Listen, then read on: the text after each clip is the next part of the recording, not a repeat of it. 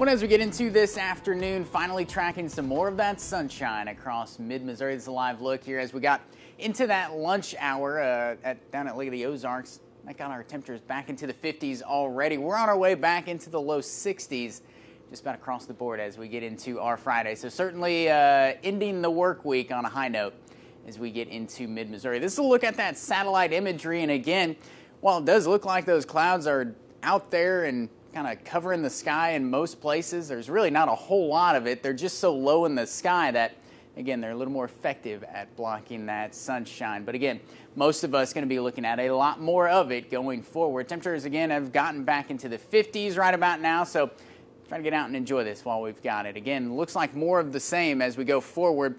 We'll get those temperatures back in the upper 50s to near 60 degrees later today. Tonight, though, going to be tracking probably our best shot at some rain over the next 5 days, in all honesty, as we move forward into Saturday. That's going to be moving to our north. Most of that is going to be staying up that direction, but overnight lows falling to about 50 degrees with those winds out of the southeast. Latest look at future track, though.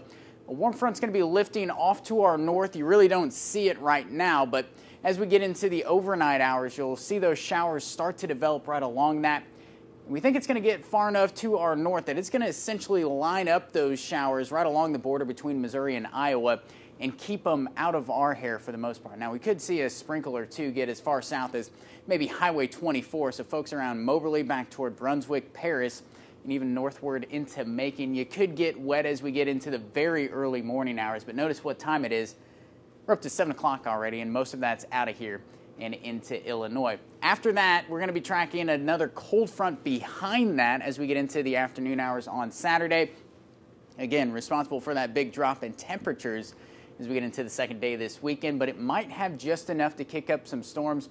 It's been pretty consistent in where it's been doing that, and it's been around the I-44 corridor tomorrow afternoon, about 5 and 6 o'clock when we get to typically about the hottest time of the day we get into Saturday. So something to keep an eye out for as we get into tomorrow. Other than that, it's going to be nice and quiet over these next couple of days. Looking at that ABC 17 Storm Track 7-day forecast, we'll take a bit of a setback on Sunday back into the low 60s, but recover pretty nicely as we kick into the start of next work week into the upper 60s to near 70 degrees by Tuesday.